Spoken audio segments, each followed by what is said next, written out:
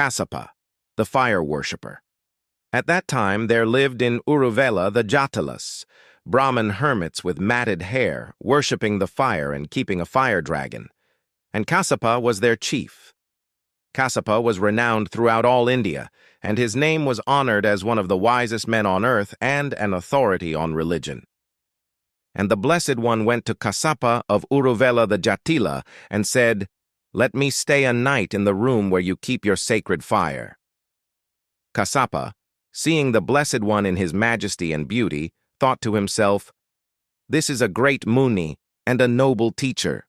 Should he stay overnight in the room where the sacred fire is kept, the serpent will bite him and he will die."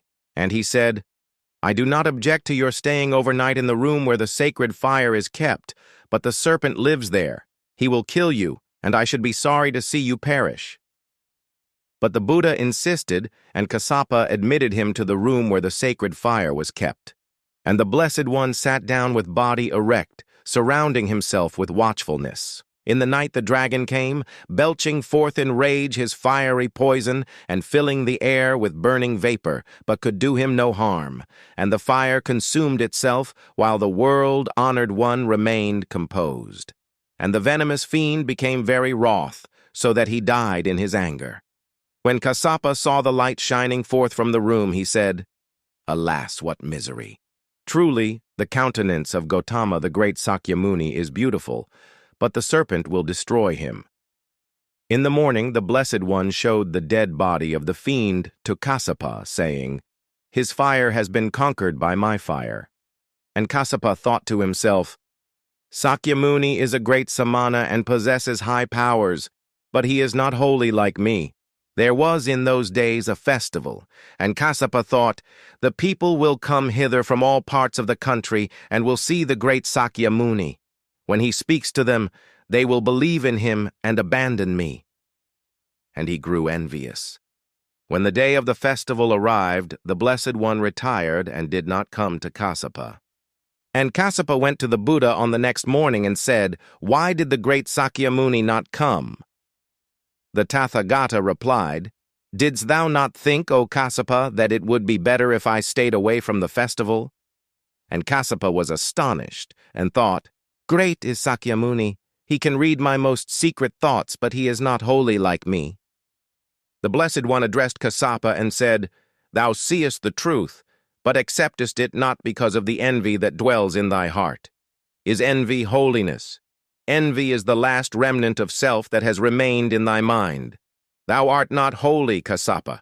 Thou hast not yet entered the path." And Kassapa gave up his resistance. His envy disappeared, and bowing down before the Blessed One, he said, "Lord our Master, let me receive the ordination from the Blessed One." And the Blessed One said, "Thou, Kassapa, art chief of the Jatilas. Go then first and inform them of thine intention, and let them do as thou thinkest fit."